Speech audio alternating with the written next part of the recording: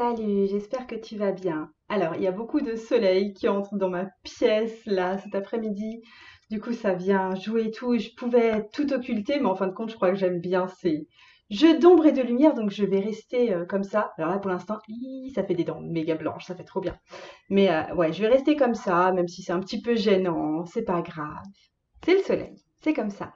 Donc aujourd'hui, j'avais envie. Attends, aujourd'hui, j'avais envie de te parler d'un truc dont je parle pas tellement en général.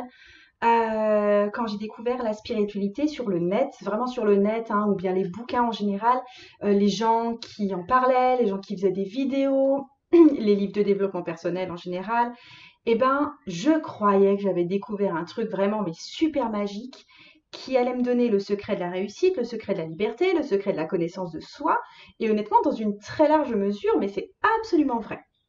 Je pensais en fait que dès que d'autres personnes allaient être attirées par ça, dès que d'autres personnes allaient un peu tomber là-dedans, ouais, vraiment tomber là-dedans, qu'elles allaient peut-être lire les mêmes bouquins que moi, qu'elles allaient écouter les mêmes vidéos que moi, et effectivement, si tu me regardes, il y a des chances qu'on ait des références en commun. Et ben, je croyais que toutes ces personnes-là, elles allaient s'y mettre, mais à fond la caisse, et qu'elles allaient devenir du coup des personnes extraordinaires, qu'elles allaient forcément se révéler et faire des choses qu'elles n'avaient jamais faites avant, qu'elles allaient avoir un travail épanouissant, qu'elles allaient avoir une vie amoureuse mais qui dépotait, qu'elles allaient avoir beaucoup plus de liberté qu'avant. Et en fait, je pensais que tout le monde, un peu comme moi en fait, comme moi je le pratique, allait faire de la spiritualité un outil de développement, mais vraiment concret, et un outil de réussite également.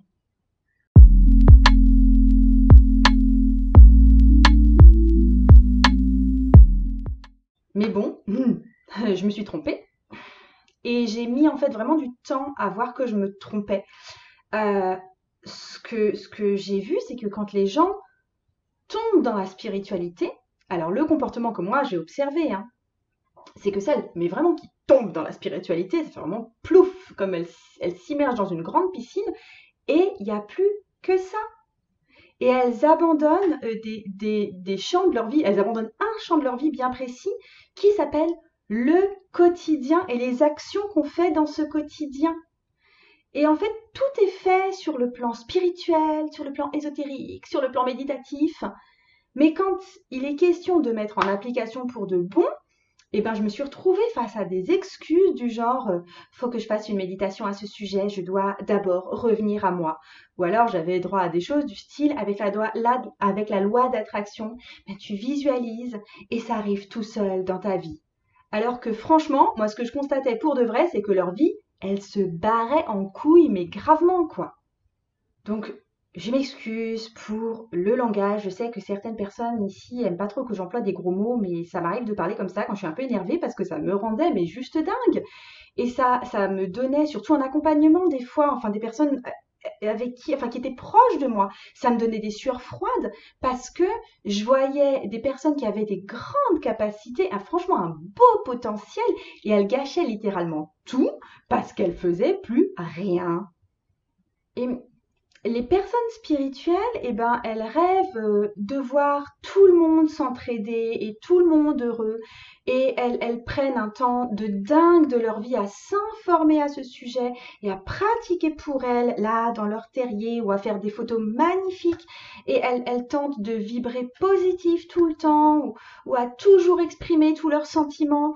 Et en fait, ces personnes-là, celles qui tombent vraiment là-dedans, mais plus qu'à fond la caisse, et pourtant j'y suis moi-même, hein, j'ai remarqué que ces personnes, elles n'arrivaient plus déjà à se fixer des objectifs concrets, mesurables, faisables. Euh, la demande la plus courante que j'ai reçue, c'est je ne sais pas ce que je veux. Ok. Et ensuite, ce qu'elles n'arrivent plus à faire, c'est qu'elles n'arrivent plus à passer du domaine du rêve au domaine de l'action. Alors j'ai envie d'être vraiment honnête avec toi sur ce coup-là, quand j'ai vraiment pris conscience de ça, que le souci c'était que les gens, c'était pas qu'ils n'avaient pas accès à la spiritualité, c'était pas ça, mais c'est qu'ils voulaient rien faire à part de la spiritualité, donc à part du tarot, à part de l'écriture, à part un vision board, etc. Et je me suis sentie mais complètement désarçonnée, et j'avais aussi un petit peu envie de mettre des coups de pied au cul à absolument tout le monde et de leur crier mais putain vous foutez quoi? Parce que ce que je voyais aussi, c'est qu'il y a plein de personnes qui aimeraient avoir accès à toutes ces connaissances-là, à ces livres, à ces tapis de yoga magnifiques, mais qui en ont pas le droit parce que c'est trop bizarre pour leur entourage, ou qui en ont pas les moyens financiers, parce que ça demande des moyens financiers dans une certaine mesure, ou qui n'ont pas le temps du tout, parce que c'est des personnes qui sont en train de cumuler 2 boulots pour survivre et qui ont encore des enfants en bas âge à la maison. Et du coup, elles n'ont pas accès à ces outils d'amélioration de soi au quotidien et des outils pour avoir accès à une certaine réussite aussi sociale. Et les personnes spirituelles que je rencontre en ligne ou ailleurs d'ailleurs, elles ont ces moyens. Elles ont ces moyens et elles font rien de concret et elles cherchent à développer leur intuition pour ensuite surtout ne pas aller confronter cette intuition au monde. Et moi je suis en mode mais what the fuck. Bref, le temps a passé et puis je me suis mise à avoir une autre perspective sur les choses. Cette perspective, c'est tout simplement, on est toutes différentes et c'est tant mieux.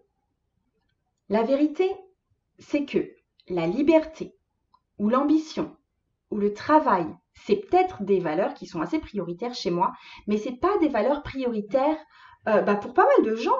Et il y a des personnes qui ont besoin de zones de conflit dans leur vie, parce que des fois, ça nous sert à nous définir, ça sert aussi à rendre la vie passionnante, ou elles ont besoin de se dévouer à leur famille avant tout, parce que même si ça veut dire de mettre son épanouissement à soi au second plan, elles ont besoin peut-être d'un cadre imposé par un chef, même si ce chef, il n'est pas super sympa. Alors oui, ces personnes, elles sont en train de râler contre ça. Mais au fond, ça fait juste partie de leur vie et elles maintiennent ça. Et elles sont OK avec ça en plus. La plupart des personnes, j'ai vraiment conscientisé en fait qu'elles aimaient la spiritualité, mais qu'elles aimaient la spiritualité pas forcément pour en faire quelque chose pour transformer leur vie présente. Et je crois que ne pas être dans l'action, ça permet de ne pas être trop responsable de ce qui se passe, ça permet de laisser les autres être responsables, ça permet aussi de pouvoir râler. Et râler, franchement, ça sert à quelque chose, ça crée quand même de la solidarité, ça crée du soutien. Ne pas être dans l'action, ça permet de se laisser porter et de pas trop se demander ce qu'on pourrait changer aux choses. Ça permet de pas se demander ce qui doit changer pour soi, mais ça c'est une question qui est super dérangeante et je comprends qu'on la mette sous le tapis de temps en temps. Et c'est aussi ces personnes qui sont pas super contentes quand je parle en parallèle de tarot et de spiritualité, je parle de projet et d'action et de s'y mettre et d'arrêter de procrastiner parce que ça les oblige à reconnaître que tout au fond, même si elles râlent, elles sont finalement bien là où elles sont actuellement dans leur vie. Et il y a quelques mois, j'ai été tombée sur un conférencier qui avait dit un truc comme ça, c'est il n'y a qu'une seule chose qui sépare les gens qui réussissent de ceux qui ne réussissent pas. Et c'est pas la richesse de départ, c'est pas le milieu social, c'est pas les circonstances, c'est pas le physique, c'est le fait soit d'être dans le camp de ceux qui pensent et qui rêvent, ou soit d'être dans le camp de ceux qui font, même s'ils se plantent assez souvent, d'accord? Alors à dire comme ça, je trouve honnêtement que c'est assez violent à entendre, mais n'empêche que quand j'ai entendu ça, mais ça a fait vraiment tilt. Et tu trouves ça peut-être dur, tu trouves peut-être que moi je suis dure là en ce moment, mais bon, je vais en remettre une couche. Ce que je veux que tu comprennes, c'est que si tu te retrouves dans cette description de femme spirituelle qui passe pas vraiment à l'action, c'est pas un jugement négatif de ma part, même si je comprends qu'on puisse le percevoir comme ça, vu que je suis peut-être aussi en train de râler là. Mais toi, t'es libre. T'es libre de te sentir heureuse là comme t'es. Et c'est chacun sa voix et c'est ok comme ça. Et moi, je suis attachée à ma liberté et je respecte, mais absolument celle des autres. Chacun est différent, chacun gère sa vie différemment et c'est parfait. Comme ça, c'est totalement ok. Par contre, si toi, tu te sens plutôt des envies d'être du côté actif pour ta vie, j'ai une bonne nouvelle parce qu'il existe des méthodes qui s'appuient sur la spiritualité justement pour qu'on se bouge les fesses. Et je suis ok que ces méthodes, elles ne sont pas forcément faites pour les personnes qui ne souhaitent pas profondément que leur réalité change. Mais peut-être que toi, c'est ce que tu veux. Alors ces méthodes ou ces cheminements, c'est comme, j'aime bien imaginer ça comme un parcours de petits poussets ou les aventures d'Alice au Pays des Merveilles, c'est une métaphore que j'aime bien utiliser aussi. Ce qui a gagné, c'est de se trouver soi-même au bout du chemin et avoir la vie qui nous correspond à nous et à nous tout seuls. Alors le trou d'Alice là pour tomber que j'utilise moi, c'est la connexion à des archétypes du tarot. Tiens, j'ai plein de tarot là. Du tarot. Tous ces archétypes, c'est autant de pierres sur le chemin du petit pousset. Attends, je vais sortir le jeu. Mais vraiment, pour moi, les archétypes, notamment ceux des personnages de la cour dans le tarot, c'est vraiment un outil magnifique. Tiens, là, on a le roi de denier dans le Shadowscapes Tarot, le tarot des mondes oniriques.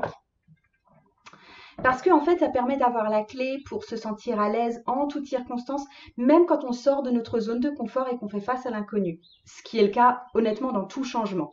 Donc, cette clé, c'est tout simplement savoir qui on est. Ce que j'ai dit dans une de mes dernières vidéos, l'avant-dernière, c'est révéler en toi les énergies des 16 archétypes des personnages de la cour. Ça te donne vraiment la liberté d'être qui tu es. Et en ce moment, et seulement jusqu'à la fin du mois de mai 2020, je fais une promotion de 40% sur mon programme Les personnages de la cour, la liberté d'être soi. Donc tout ça, c'est un parcours en 16 méditations guidées qui allie le tarot, les cycles lunaires, les éléments alchimiques et les libérations énergétiques. Je t'ai mis le lien en barre d'infos pour que tu ailles découvrir tout ça plus en profondeur à ton rythme à toi. Et je vais terminer en disant que la plupart des personnes spirituelles que je vois, elles abandonnent en fait quand il s'agit de poser vraiment des choses dans le réel. Et avec les pages et les reines, on va vraiment accentuer ce côté créateur, ce côté réceptif, ce côté de rêve et de plaisir, bref, vraiment notre côté yin. Et avec les chevaliers et les rois, on va venir réveiller notre côté acteur, notre côté décideur, le côté chez toi qui passe à l'action, qui sait se défendre aussi, ta niaque. Bref, ton côté yang. Donc, je t'invite à aller voir tout ça. Je t'embrasse bien fort. Salut!